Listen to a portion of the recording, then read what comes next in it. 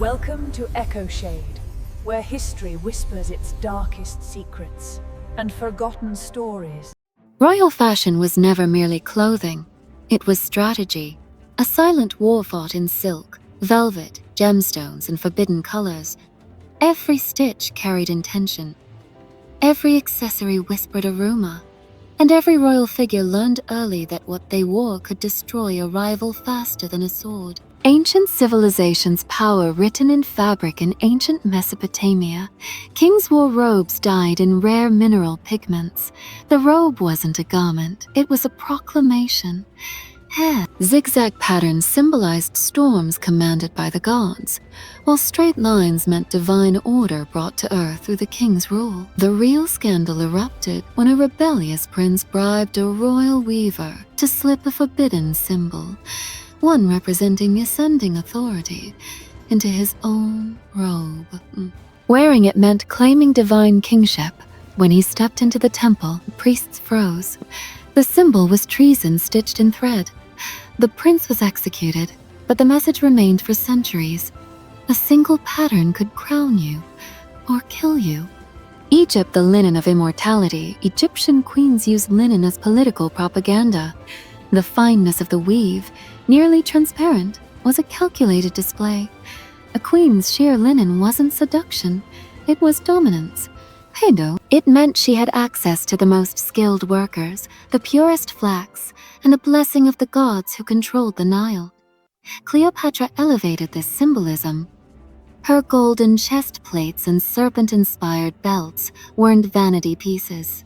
The cobra emblem, worn close to her heart, sent a message to every Roman ambassador. I strike if threatened. When a rival noblewoman once copied Cleopatra's serpent belt at a ceremony, Cleopatra's guards removed the woman from the hall. By morning, she had vanished from Alexandria entirely. Egyptians understood the queen's fashion wasn't to be imitated. It was a hieroglyph written in metal and danger. Greece drapery, virtue, and hidden rebellion Greek fashion looked simple, yet the symbolism was sharp. The length of a woman's himation demonstrated virtue. But inside the philosophical cities, queens and elite women used drapery as secret messaging.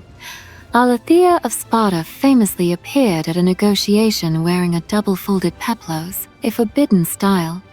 The king of Athens asked why she violated custom. She replied, "A double fold to remind you Sparta does not bend." It was fashion used as political intimidation. The scandal spread across the Aegean. Her rivals tried to mimic her style, but priests banned it, calling it a garment of arrogance. Rome, the color that commanded life and death. Roman emperors controlled purple day, Tyrian purple, as tightly as they controlled their armies. Only emperors could wear it.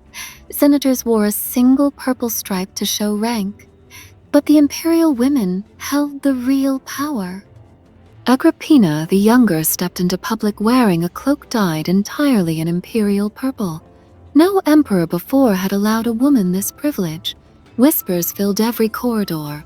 Was she announcing herself co-ruler or threatening the emperor himself? Rome saw the gesture as dangerous. Within months, rivals poisoned her. But her fashion statement outlived her. A woman once challenged the empire in nothing but dye.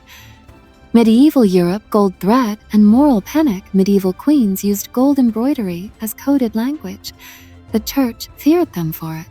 Gold thread patterns often contained secret symbols, lovers' initials, references to political alliances, or warnings to enemies. Embroidery became a battlefield. Isabella of France wore a gown embroidered with tiny lions biting chains during her conflict with King Edward II. Courtiers understood instantly. The queen believed the king was chained by undeserving favorites. The symbolism caused uproar. The king's supporters accused her of treason by fashion, but Isabella stood firm, her gown turning into a silent manifesto. Soon after, she led a rebellion that dethroned her own husband. Chroniclers later wrote, "The queen declared war first through thread, then through sword. Renaissance seduction, science, and poisoned jewels Renaissance courts turned fashion into psychological warfare. Necklines and hidden intentions. Catherine de' Medici shocked Europe with low necklines. Critics called them sinful, but few knew the truth. She hid protective charms and poison monitoring stones beneath them. These stones changed color when toxins were near. To the untrained eye, her fashion was immoral. To her enemies, it was terrifying. The scandal of transparent sleeves. Italian princesses began wearing translucent sleeves made of imported silk. It was viewed as provocative, until one princess was found to be using hollow glass beads sewn inside her sleeves to transport secret letters. Fashion became espionage. Sleeves became weapons. Tudor court clothing as execution or survival. In Tudor England, clothing determined fate. Anne Boleyn wore French-style gowns that exposed more of the neckline than English fashion allowed. This wasn't seduction, it was strategy. The French cut symbolized sophistication, intelligence, and superiority. English noblewomen hated her for it. They claimed only a woman with foreign morals would dress that way. Her downfall was political, but her clothing was constantly used as evidence of a dangerous charm. Even at her execution, she chose a simple dark gown with a fur mantle, symbolizing dignity despite betrayal. Chroniclers wrote that her clothing made her look more queenly than the crown allowed. New Baroque-era excess, manipulation, and fabric as social control. French court fashion under Louis XIV was not about beauty, it was surveillance. Massive wigs, towering heels, stiff corsets, everything was designed to limit movement and track behavior. The king forced nobles into expensive fashions to drain their wealth and ensure dependence on the crown. But the queen, Maria Theresa, used fashion to mock the system. She wore Spanish-style gowns that restricted movement far less. Without saying a word, she sent a message. I refuse to be puppeted. Her resistance sparked a quiet scandal. Nobles secretly copied her style until the king banned Spanish dress at court. The more he banned it, the more people wore it in secret. Fashion became rebellion. 18th century Europe, the politics of extravagance. Marie Antoinette mastered symbolic fashion. She wore towering poof hairstyles that contained mini sculptures, ships, gardens, even political scenes. Her enemies mocked her, but she understood symbolism better than they did. When France won a naval battle, she wore a ship-shaped poof to celebrate.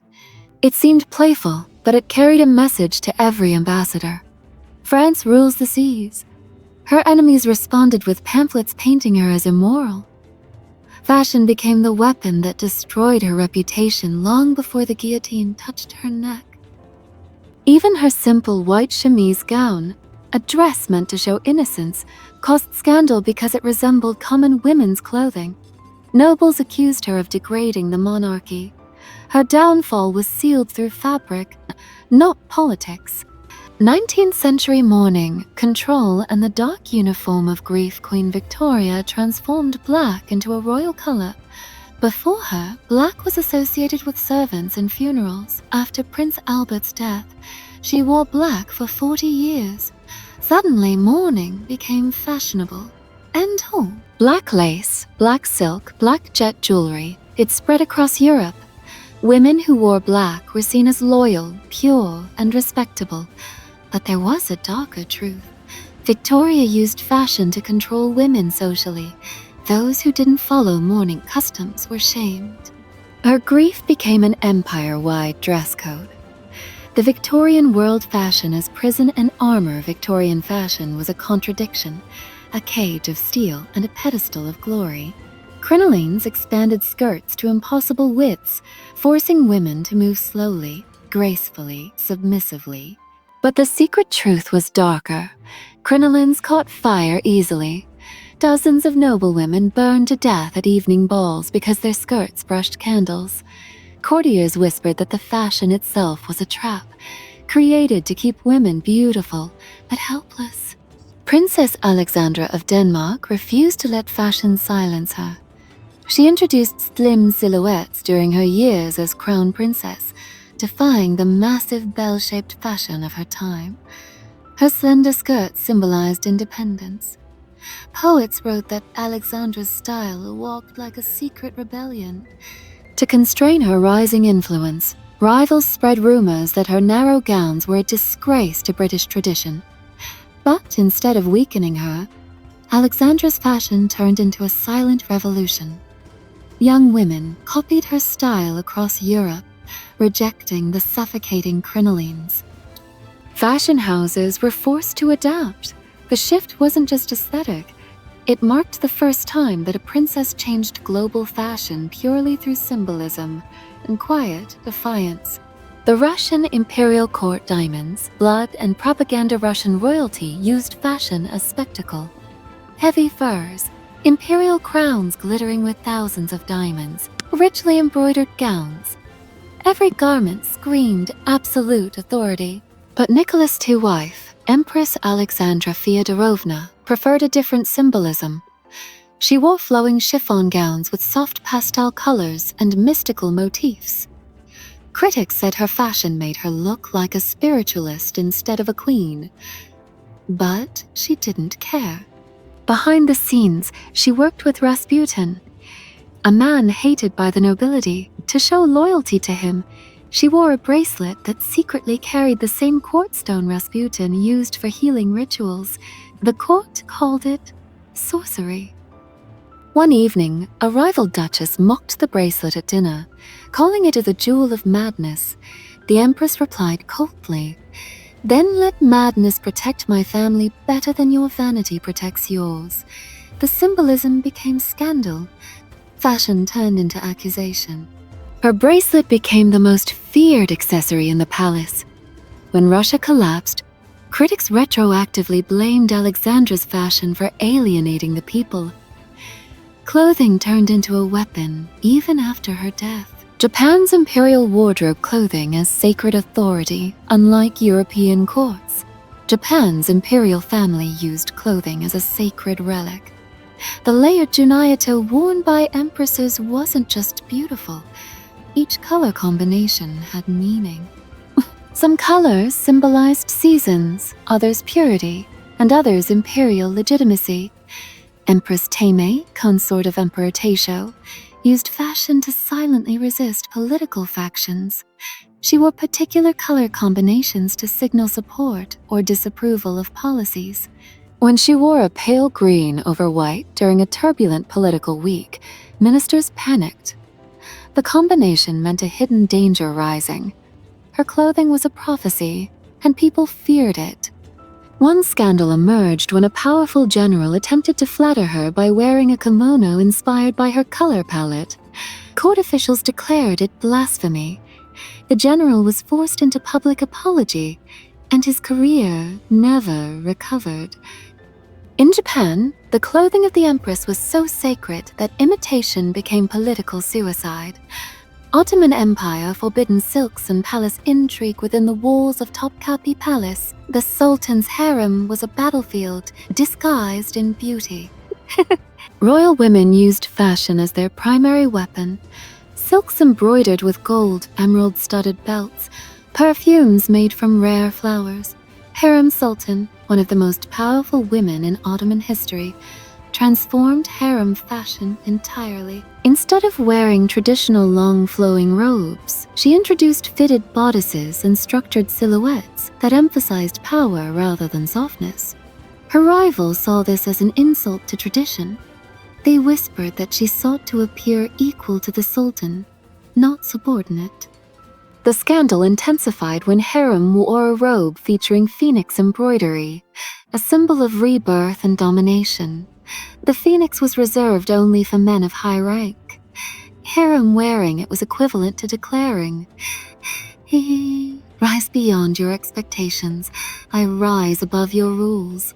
Her enemies were furious, but the phoenix became her signature emblem. Years later, when she became the first legally wedded wife of a sultan in centuries, chroniclers understood the symbolism she had worn all along. Mughal India jewels as language, clothing as royal law. Mughal emperors ruled through splendor. Their wardrobes were so luxurious that European ambassadors were blinded by the sparkle of diamonds and rubies stitched directly into the fabric. But Mughal empresses had their own coded fashion. Empress Nur Jahan, one of history's most powerful royal women, designed her own clothing.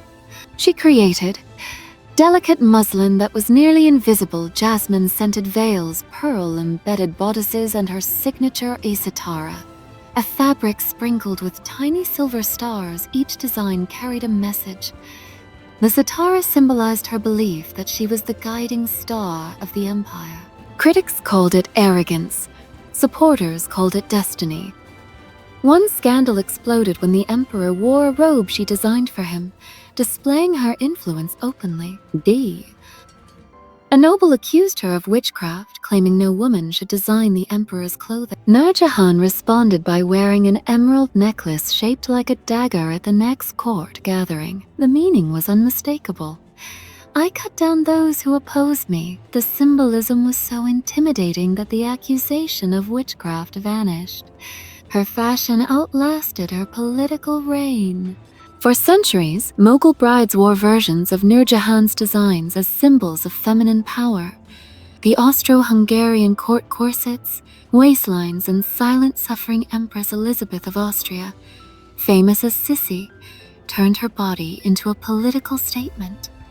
She maintained a 16-inch waist, using extreme diets and brutally tight corsets. To her, the tiny waist symbolized control over herself, over her image, over a world she felt imprisoned in. But the court saw it differently. Her impossibly small waist became scandalous. People whispered that she was starving herself out of defiance. Rivals accused her of vanity, calling her waist the cage of her ambition. Sissi also wore her hair floor-length, decorated with diamond stars. The diamond stars became the symbol of her unattainable beauty and her emotional distance. Women copied the stars, men wrote poems about them. Politicians hated them because they turned her into an icon the public adored, took far more than the emperor. Her fashion was a rebellion against the suffocating environment of Vienna. It was her silent scream wrapped in silk. The British Empire colonial power stitched into clothing. As the British Empire expanded, royal fashion became a display of global control. Fabrics from India, jewels from Africa, feathers from Australia, all stitched into the gowns of queens and princesses. Queen Alexandra used Indian embroidery to strengthen political ties, wearing peacock motifs associated with royalty and divinity in Indian culture. Critics accused her of exploiting colonial imagery, but Alexandra knew the message she was sending. Britain rules the world, and we wear its riches. Princess Mary, on the other hand, preferred darker, more militaristic fashion. Her stiff gowns with structured shoulders symbolized duty and strength in wartime. She wore clothing that made her look almost like general in silk. Her most controversial fashion choice was a robe decorated with silver roses at her wedding. People thought it was a symbol of purity, but scholars later discovered the roses were styled after Tudor roses used in wartime propaganda, signaling unity through dominance. Royal fashion was no longer just display, it was empire building stitched into cloth. The Edwardian era appeared graceful on the surface, but beneath its calm beauty was constant competition. Fashion became a sophisticated battlefield. Queen Alexandra, still influential, introduced the S-curve silhouette, an exaggerated posture created by corsetry that pushed the chest forward and the hips back. Society adored it, but critics whispered that it highlighted a woman's body too seductively for a queen to endorse. Still, Alexandra's intention was symbolic. The S-curve shape forced women to lift their chin and arch their body proudly. It made them appear confident, almost regal. Nobles feared that women would become too independent, too bold. But Alexandra knew exactly what she was doing. She wanted women to carry themselves like queens, even if they had no crowns. Her daughter-in-law, Queen Mary, was the opposite. She turned fashion into a symbolism of duty, firmness, and iron discipline. She wore structured gowns with heavy jewelry, stiff collars, and minimal softness. Mary didn't want anyone to see vulnerability. She wanted the monarchy to appear unshakable. When an imperial prince once mocked her unyielding wardrobe, she replied, "A queen must never dress in a way that invites the world to measure her heart." That single sentence shaped the philosophy of royal fashion for generations. Tsars, kings, and the fabric of declining empires as Europe inched toward war. Royal clothing became a desperate reminder of fading power. Russia on the Edge, Grand Duchess Olga and Tatiana Romanov, the daughters of Nicholas II, wore intricately embroidered Russian court gowns at official events. They symbolized tradition and stability. Admirers said she was showing genuine humanity. But the truth was simpler.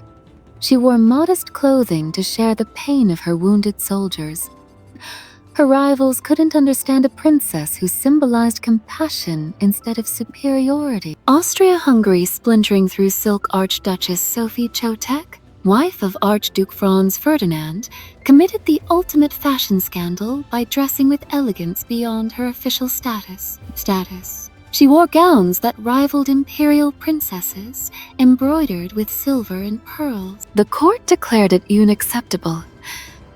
A woman of lower rank wasn't allowed to shine brighter than those of higher birth. Her clothing became a political threat. Her very presence in rich fabric challenged centuries of hierarchy. Her downfall wasn't just political. It was woven into the silk she dared to wear. World War I, fashion turns into national duty with war approaching. Women's fashion took an unexpected turn. Suffragettes used clothing as powerful symbolism. They wore white for purity of purpose, green for hope, purple for dignity, and the right to rule their own lives. This color trio became legendary. A single suffragette walking down the street in these colors could inspire thousands or provoke rage. Royal women struggled to balance symbolism with loyalty. Queen Mary refused to abandon her pearls even during wartime. She believed they represented stability in chaos. Critics said she was insensitive. Supporters said her jewels were a reminder that England would endure. Every accessory became a political weapon. The 1920s royalty and the rise of modern rebellion, the Jazz Age shocked royal courts everywhere. Princess Mary, the Silent Revolution. Princess Mary, daughter of George V, embraced short hair and cleaner lines in fashion. Subtle compared to flappers but rebellious for royalty. Her hemlines rose to the ankle. Nobles whispered that she was a cheapening royal dignity, but she kept going. She used her fashion to support working-class women returning from the war. Princess Anne, the Stoic warrior, Anne wore clothing that was functional and structured, almost military in form. Her fashion choices symbolized duty over glamour. She wore trousers long before they were accepted for royal women. Critics called her too masculine. She ignored them. Her minimalism influenced a generation of women who admired her quiet strength. Princess Grace of Monaco, Grace Kelly, turned royal fashion into Hollywood royalty. Her pearls, satin gloves, and sculpted gowns symbolized elegance, but her influence threatened traditional royals. The scandal erupted when Grace began wearing backless dresses to film festivals, causing outrage among conservative monarchies. But she refused to surrender beauty for approval. Her clothing became a legend. Her style still defines the idea of a princess. Diana Spencer fashion as emotional warfare. Princess Diana didn't just wear clothes, she weaponized them. Her early looks, soft collars, bows, pastel tones, symbolized innocence. The world fell in love. Then came the truth. When her marriage began to collapse, her fashion transformed. The revenge dress black. Off the shoulder, form-fitting, diamonds shining like defiance. She wore it the same night Charles confessed to adultery. Fashion became her roar. Humanitarian symbolism. Diana intentionally wore minimal jewelry when visiting hospitals, especially children's wards. She believed that cold metal would intimidate them.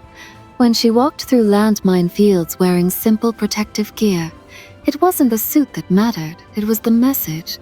Even a princess can walk where kings fear to step. Modern monarchies, fashion, media, and global symbolism. Queen Letizia of Spain, her fashion blends elegance with political messaging. She wears local designers to uplift Spain's textile industry. Her structured minimalist gowns symbolize strength in modern monarchy. And behind every embroidered symbol was a secret. Behind every scandal was a fear. Behind every royal wardrobe was a truth they could never say out loud. That fashion could protect them, or expose them, elevate them, or destroy them, unite empires or ignite revolutions. History remembers wars and treaties, but the courts remembered colors, fabrics, scents, and silhouettes, the unspoken language that decided who belonged and who didn't.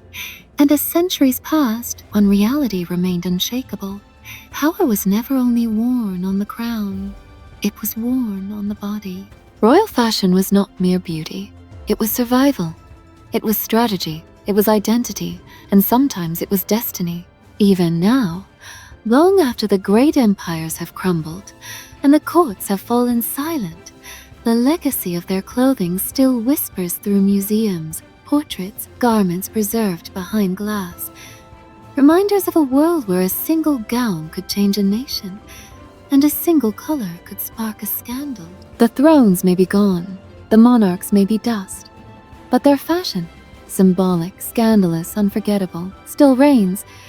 Their stories are stitched into history, and their shadows will never fade. The age of crowns passes, but the language of royal fashion never dies.